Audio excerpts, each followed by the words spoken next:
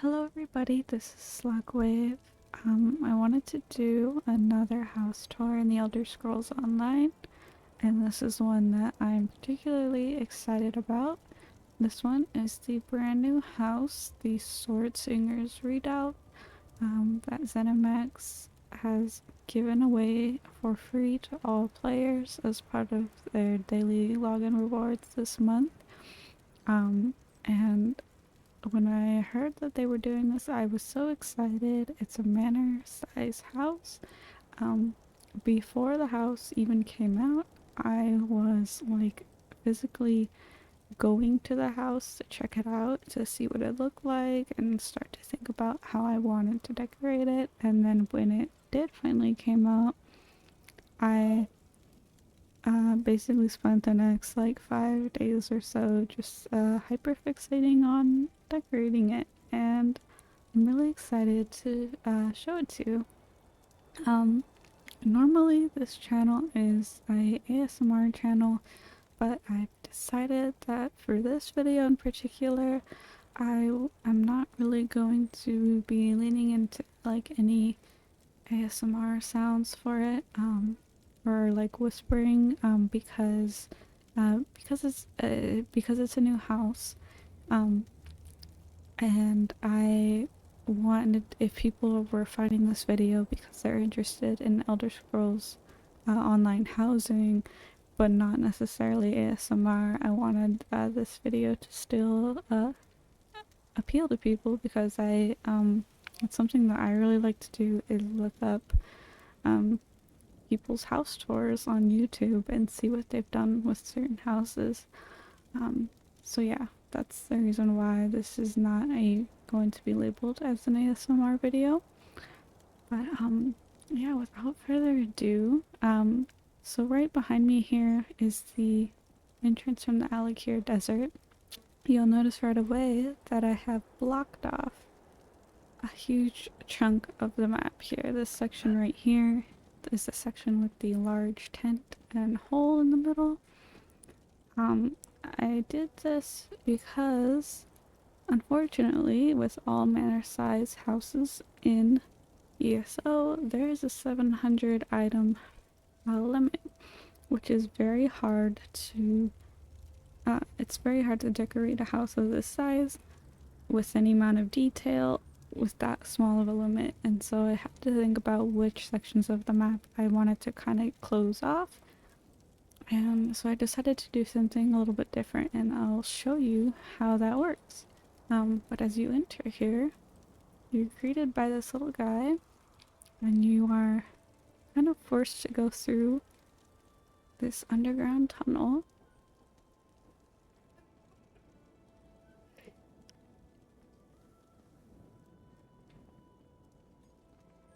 I was able to keep some of the camels on the wall here as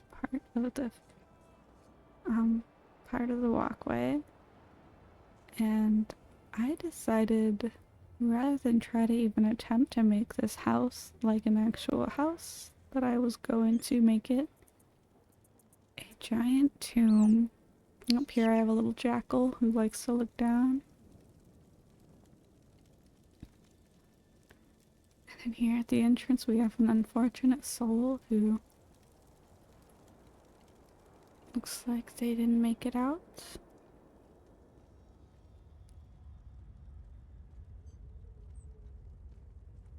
And then we head down here into the entrance. I'm actually gonna pick up the pace in this little shaft, because I didn't really decorate this entrance down into the cave. But here we have the entrance, and you'll see right away, because I wanted this to be more like a ancient tomb, I actually ended up using a lot of those rocks and rubble piles that you get from the Hall of the Lunar Champion. I actually found a use for them that I thought looked kind of neat, because I didn't want this area to look, completely pristine. I wanted it to look a little run down. And of course, we've got the animal scenes that play out there. in this first room here, this is my actual tomb room. This is where the actual burial room is. Added a few urns. I added this little mummy guy next to the glowing bottle. I wanted to kind of make it seem like he had had a drink of something strange before he passed.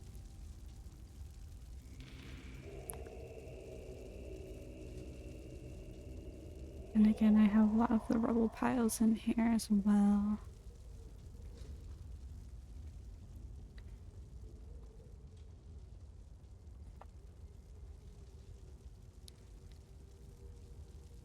Inside the second room here is my treasure room, and this is where all of the gold is for the one who was buried in the tomb room.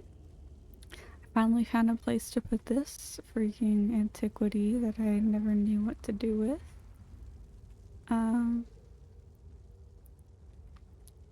Yeah, some of the ESO Plus paintings fit in here. Basically anything gilded I placed in here, including a lot of my busts, the gold busts.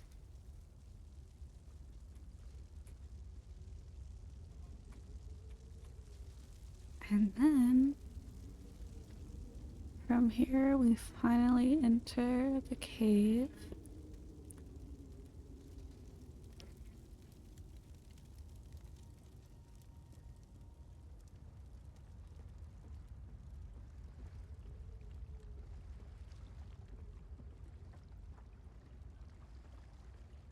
Here we've got our 3 statues, although one has since fallen.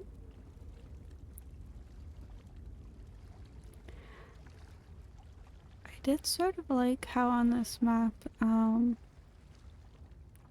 especially within the cave, there are like certain spots that it's like very clear that it's good for like a thing to go there, but then there's also these spaces in between that are just really nice ambient like walkways, and so it's kind of nice to feel like you don't have to decorate every single inch of this cave.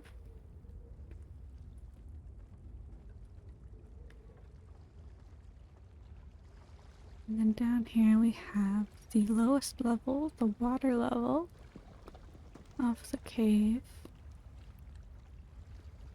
I ended up using those giant limestone slabs from the Somerset furniture to kind of basically make it so you don't actually have to swim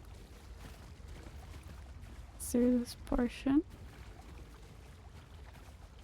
You'll see them kind of just under the surface here.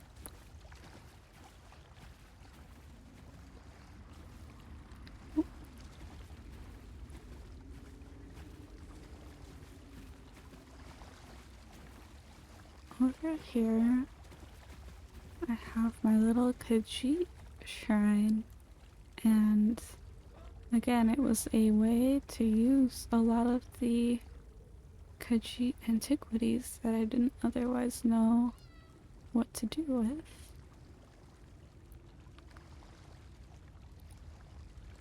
I thought it looked kind of nice to embed the statues in the crystals. And I have a little Khajiit right here.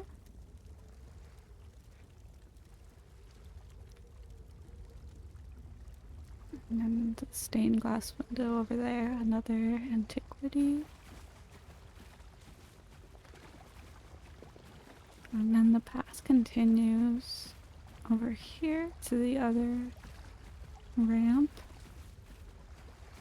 I did put some of these glowing plants from the Necrom expansion in here. I feel like it's the only time I've ever felt like those plants actually suited a map. Honestly, it's something I kind of have liked about decorating this map is there are so many antiquities and things like that that I felt like never fit in with other houses that I've had. And in this one, they're just perfectly seem to mesh with the map itself. Okay, so we're back up to this level. Right over there was that little opening right there was where the 3 statues were. And up here, I wanted to make this, not necessarily like an outlaw's den, but like basically 2 people who are clearly trying to, I don't know, robbing the tomb, or they're just trying to steal as much treasure as they can from the tomb. We've got their beds and their bags here, their little cooking quarters. Over here we have their kind of planning station. I've got the map of Bankerai here and the map of Alakir Desert up there. And over here is their treasure stash so far. So that bus, or that mount right there, is from one of the dungeons in either, I forget if it's Alakir or Bankerai, and then there's a couple others in Bankerai that I haven't actually done yet, I realized, but I did want to eventually get those ones too, because I thought it would be cool to include the mounts from those 2 zones in particular as part of their treasure chest, or their treasure gathering here. Over here, they're also trying to chisel this camel out of the stone here.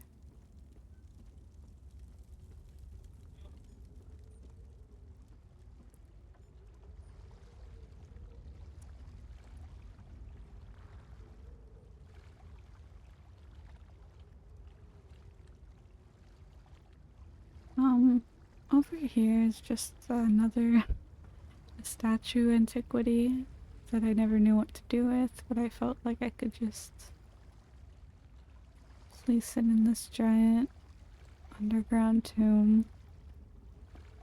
And then we will start to make our way back up to the surface. Again, I'm kind of running through this part because there's not really anything that I did with this particular passageway. And then as we come up here, we come to the Bankerai entrance. We'll just start from left to right. So over here I have my little cat shrine. Down here is my actual kind of like, the only portion of my map that's actually Redguard themed, although there's a lot of Khajiit stuff here. I have a little flower shop here with my rag picker acting as the merchant. Over here I have my little feast table.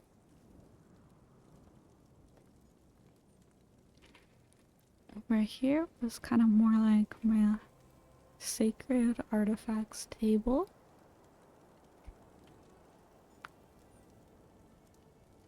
And then here's the new house guest that also just came out for free. I didn't realize she would be walking like that when I put her in my house, but got her set on a path so that she kind of checks out all the different things in this little area. Over here, let me back up, is my merchant area. So my banker and my merchant vendors sit right here on their little throne. And then right over here we have a nice fire pit to hang out around. I know that with Gold Road there's going to be a new Redguard themed provisioning station that's going to go perfectly with this arch, but it's not out yet, so we just have our little fire pit in its place for now.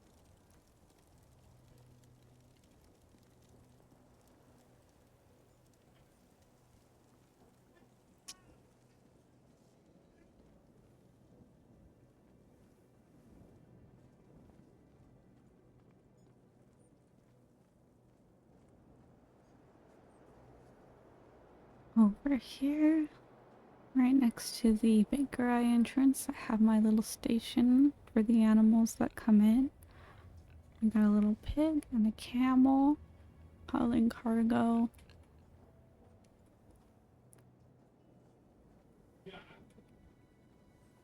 Over here, I have my giant statue, and you'll see that it perfectly blocks off the area of the map that I've blocked off. At the very end, I can show you kind of what it looks like from the outside. But yeah, I have this massive statue here. I did put this antiquity, the ceremonial pools underneath it. I don't, and it does have the option to turn it on like this. I don't know if I like it like that. It definitely brings more attention to the statue, but I also don't necessarily like all the blue light. So for the most part, I think I keep it off. The very last part here is, so because I blocked off the center of the map, there was no real way to get back up to the upper portion of the map there, and so I built this staircase using the limestone stairs and the limestone slabs, all from the Somerset furnishing vendor.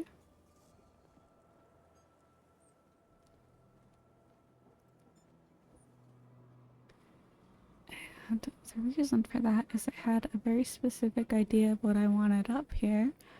You'll see that even here, I've blocked off the center of the map, so you can't see the madness kind of on the other side. But I wanted to build a little graveyard up here.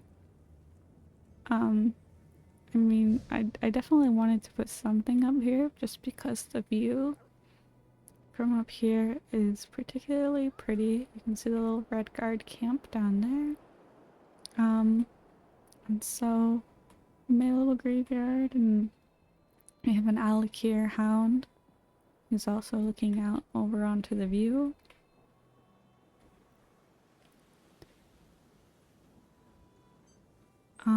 I did contemplate making these towers accessible and decided against it because I didn't know how to do that without also exposing the hidden parts of the map. Let me show you real quick what I mean. So if I move this portion right here, we can see basically this entire center portion of the map has been gutted, and here is the tent with the pit, and actually I made it so that the rope down there, one of the pillars from that structure aligns with the rope, so you can't use that bucket to get back up this way. And then here is the entire rock tunnel that we saw at the very beginning. A lot of it are these limestone slabs, and I think the coral slabs from Somerset, both are from Somerset. And then some of the desert rocks as well, here and there. And so, yeah, luckily the giant statue over here, as well as the walls up there, kind of block off the view from the visual parts of the map, but I couldn't figure out how I would have people be able to enter these towers and just not have this view right here. But yeah, that is my house tour. I did end up with all of this hitting the 700 item limit.